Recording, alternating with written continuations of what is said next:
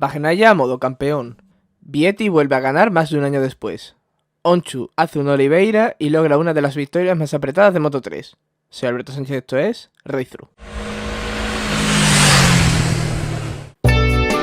El Red Bull Ring suele dejar grandes carreras en todas las categorías que se disputan este fin de semana, y si bien MotoGP se decidió bastante pronto, Moto2 y Moto3 no defraudaron. Y es que en la categoría reina teníamos algo claro ya desde el viernes, que las Ducati iban a ser muy superiores en este circuito. Lo que no esperábamos es que una de ellas fuera doblemente superior al resto, que fuera de Bagnaia. El vigente campeón del mundo dominaría todo el fin de semana, lograría la pole el sábado, dejando ya muestra de lo que se venía por delante. Cabía esperar que en primera línea la acompañaran otras dos Ducati. Sin embargo, otras dos motos europeas asaltaron esta zona de privilegio. Por un lado tendríamos a un Maverick Viñales, que realizó una clasificación espectacular y se quedaría muy cerca de arrebatarle la pole a Bagnaia. El piloto de Rosas, que tras su podio en la primera carrera de la temporada, su presencia en las posiciones de cabeza se ha visto disminuida, sorprendía el sábado y daba muestras de que podría pelear. Otro que también se sumó a la fiesta, motivado en parte por ser el circuito de casa para su equipo, fue Brad Binder, y es que el piloto sudafricano logró la mejor clasificación de la temporada en una pista en la que ya sabe lo que es ganar en MotoGP. Lo hizo de forma espectacular en 2021, cruzando la meta con neumáticos de seco cuando llovía a cántaros. Con los otros aspirantes al título saliendo desde posiciones más retrasadas, la carrera sprint pintaba entretenida. Lo que no esperábamos fue el lío que se dio en la primera curva,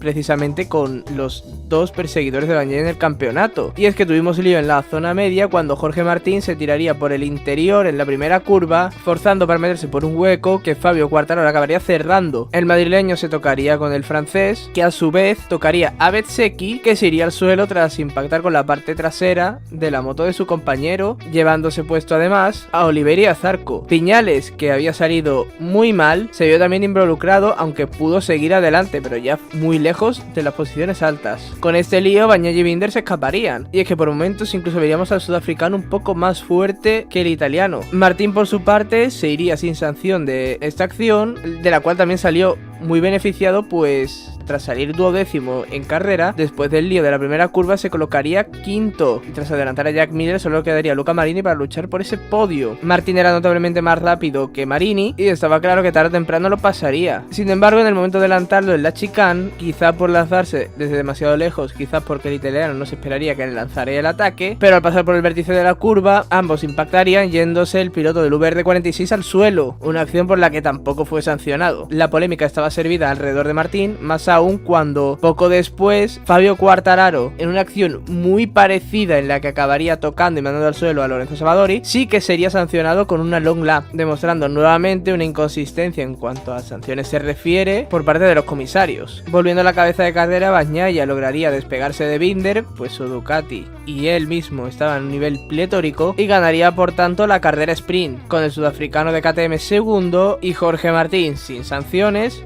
tercero tras salir 12º. Sin sanciones hasta ese momento, pues horas más tarde los comisarios dictaminarían que la acción de la primera curva era penalizable, por tanto le mandarían a hacer una long lap para la carrera del domingo. Una carrera que tuvo un inicio similar, eso sí, sin el lío de la primera curva, con Bagnaia y Binder escapándose y Jack Miller colocándose tercero. Y es que las KTM, si algo tienen de bueno, es que son de las mejores motos en cuanto a salida se refiere. Parecen ser los que mejor han entendido junto a Ducati cómo gestionar el hold shot en el momento del arranque. Por detrás, Viñales nuevamente tendría una mala salida, que prácticamente calcada, aunque en esta ocasión sin accidente de por medio, no perdería tantas posiciones. Las VR46, ambas en pista esta vez, sin caída de ninguna de las dos, y Alex Márquez se irían a la caza del australiano de KTM, al cual no tardarían mucho en adelantar. Por su parte, Pecco y Brad se escaparían como lo hicieron en el sprint. Incluso varias vueltas, el sudafricano se quedaría muy cerca de pasar al campeón del mundo. Por detrás, el pequeño de los Márquez adelantaría a Miller y lograría incluso distanciarse, buscando su segundo podio de la temporada tras el logrado en Argentina. En esta ocasión, sin lío de por medio, Martín le costaría más remontar. Sumándole al long lap que tenía que realizar, se quedaría bastante tiempo atascado detrás de un grupo compuesto por su compañero de equipo, nuevo las Yamaha y Aleix Espargaró. Si Bagnaia iba fuerte en el sprint, en la carrera larga estaba a un nivel incluso superior. Y es que al igual que nos tiene ya acostumbrados Álvaro Bautista en Superbike y su Ducati, es que las segundas partes de la carrera parecen tener un poquito más que el resto de marcas, y en este caso Bagnaia parecía tener en esa segunda mitad algo más que Binder. Durante la primera parte el sudafricano pudo aguantarle el ritmo, sin embargo a partir de esa segunda mitad de carrera, mientras que el italiano iba rodando constantemente en 30 saltos, 31 bajos, sus rivales no eran capaces de mantener esa velocidad. Simplemente Martín por la zona trasera era capaz de rodar igual de rápido que Pecco. Por tanto, la única emoción que nos quedaba en la carrera era la tercera plaza, pues Alex Márquez poco a poco iba perdiendo ritmo. Tras muchas vueltas a rueda y 2 intentos de adelantamiento en la curva 1 en los que ambos se iría largo, Bezzecchi por fin lograría adelantar al piloto de Gresini, que también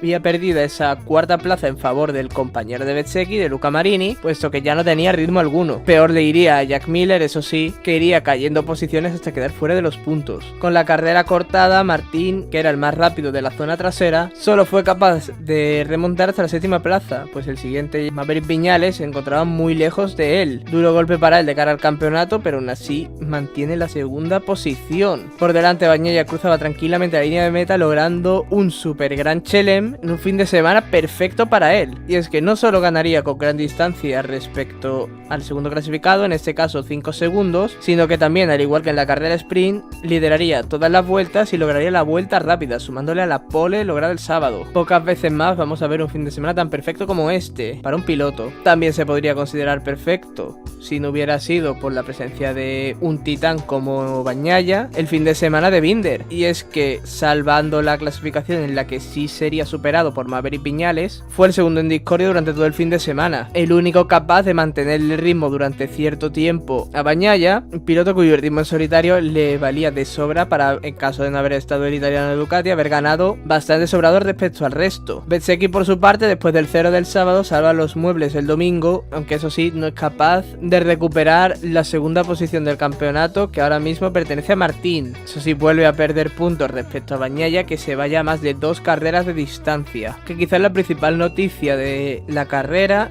la tendríamos en la parte de atrás. Por primera vez en toda esta temporada, suena fuerte decirlo, Marc Márquez termina una carrera, además en los puntos, finalizando 12º. Y es que aunque sí que le habíamos visto terminar carreras sprint, incluso subir al podio, como el caso de Portimao, las carreras del domingo se le habían atragantado al 8 veces campeón del mundo y a su marca también. Entre ausencias por lesión, provocada tras el accidente de Portimao, y abandonos, Marc no había sido capaz de terminar ninguna carrera larga. En esta carrera decidió no arriesgar, probando la nueva aerodinámica, y entre abandonos y caída de rendimiento de otros pilotos, lograría finalizar en los puntos, algo que no sucedía con una Repsol Honda desde Joan Mir en la carrera inaugural, lo cual habla muy claro de la situación actual del equipo Repsol Honda y de la marca del Ala Dorada. El resto de Hondas acabarían o fuera de los puntos o abandonando, como en el caso de Joan Mir, que al igual que su compañero solo ha podido terminar una carrera, precisamente la de Portimao. En Moto 2 llegábamos a un circuito en el que Pedro Acosta podría hacer mucho daño a sus rivales, y ya el sábado quiso dejar el primer mensaje logrando la pole en casa de KTM. Ogura y Vietti serían los acompañantes del murciano en una primera línea que podría haber tenido lugar perfectamente la temporada pasada. No estaba siendo el año de Ogura por la lesión y de Vietti por rendimiento, pero aquí volvieron a mostrar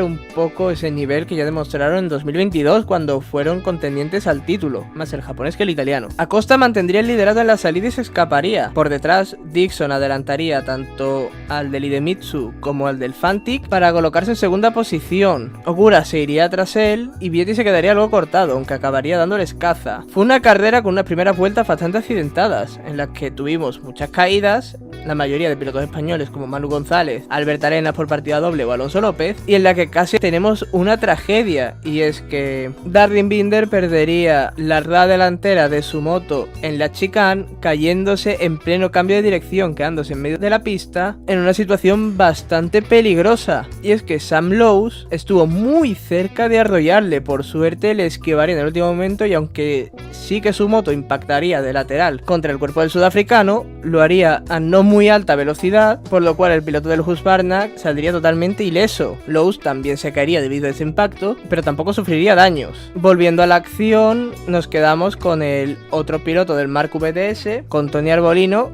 que al igual que sucediera en Silverstone no estaba teniendo su mejor carrera, y es que parece que las vacaciones no le han sentado muy bien al piloto italiano, que llegaba a Gran Bretaña como líder del campeonato y que tras la cita de Silverstone y esta de Red Bull Ring se aleja cada vez más de Pedro Acosta. Por suerte para el país transalpino, otro piloto italiano tomaría el relevo de Arbolino, en este caso el piloto por el que Arbolino tomaría el relevo la temporada pasada. Y es que en esta cita volvimos a ver a Celestino Vietti de la primera mitad de 2022. El piloto italiano, que el año pasado se cayó cuando iba líder, en esta ocasión con un ritmo similar se colocaría segundo e iría a la caza de Pedro Acosta, que se encontraba a 2 segundos del resto. Dos sustos del piloto murciano del equipo Ayo en la chicane y en la curva 3 hacen que Celestino le alcance y le supere, y como ya veníamos viendo, el ritmo del italiano era bastante fuerte y conseguiría escaparse de camino de la victoria. Una victoria que estuvo durante un breve periodo de tiempo en suspense, y es que en la última vuelta pisaría el verde teniendo un warning, lo cual era susceptible de sanción. Sin embargo, la distancia respecto a Acosta era suficiente para que no perdiera el puesto, lo cual anulaba cualquier tipo de sanción impuesta por parte de comisarios. Por tanto, llega así la primera victoria de la temporada para Celestino Vietti, que no ganaba desde el Gran Premio de Cataluña en el circuito de Montmeló de la temporada pasada. Un piloto que se vino abajo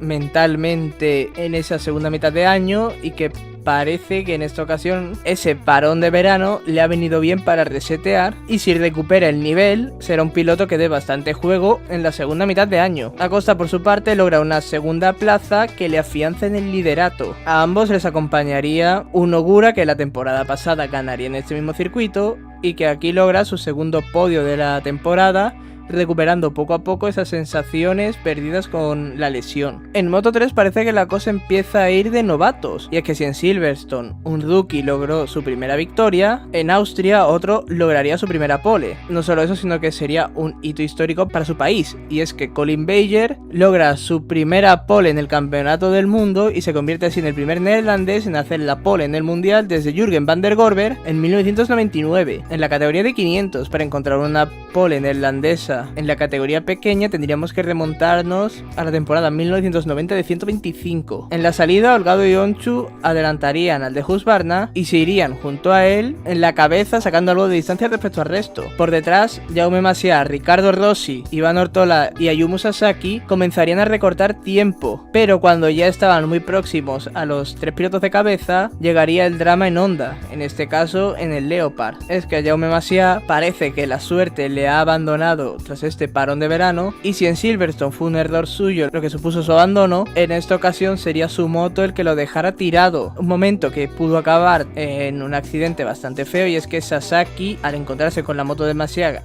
casi parada en mitad de la curva, impactaría con ella, aunque por suerte ninguno de los dos iría al suelo. Se trata del segundo cero consecutivo de un Jaume Massiá que estaba en el mejor momento de su carrera en el mundial y que dice casi adiós al campeonato. Tras esto, el ritmo del grupo cabecero se estancaría y llegarían más pilotos. Uno de ellos sería el sorprendente ganador del Gran Premio de Gran Bretaña, David Alonso, que poco a poco iría remontando, al igual que hiciera en Silverstone, y que llegaría a colocarse primero en busca de un back-to-back que le metiera de lleno en la lucha por el campeonato. Pero en el momento en el que se puso a encabezar la carrera, buscando escaparse del grupo, se pasaría un pelín de frenada en la chicane de la curva 2 y al intentar corregir la trazada se iría al suelo. El grupo, que ya había dejado atrás a Ortola, por tanto se quedaría en 4 pilotos, las 2 Husqvarna, la de Sasaki Beyer, Onchu y Holgado. El piloto del Tectura lideraría casi toda la carrera, con alguna pequeña excepción, y es que Colin Beyer llegaría a liderar una vuelta. Sin embargo, lo que importa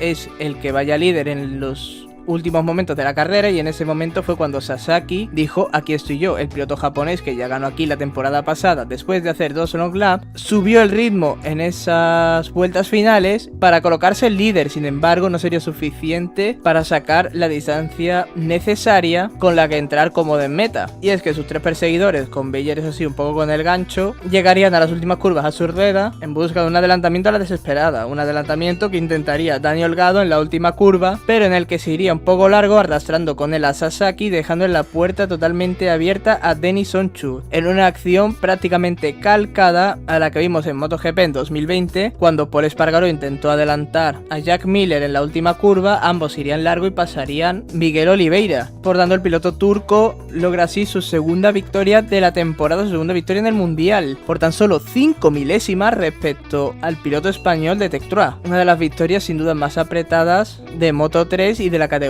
pequeña en general. Holgado, eso sí, con este segundo puesto sale un poquito más líder, sacándole ya una distancia de 26 puntos al segundo clasificado, Ayumu Sasaki, que terminaría tercero esa carrera. Conclusión, salimos de Austria con los 3 campeonatos, mayor o menor medida encarrilados, sobre todo el de MotoGP, aunque esto es motociclismo y nunca se sabe, un abandono puede cambiarlo todo en cualquier momento y abrir alguno de los 3 campeonatos en un momento clave de la temporada, el inicio de las rondas asiáticas. Ahora nuevo parón de 2 semanitas hasta la disputa del Gran Premio de Cataluña, que cambia de fecha esta temporada y ocupa el puesto que ocupaba anteriormente el Gran Premio de Aragón. Hasta entonces, a seguir dando gas.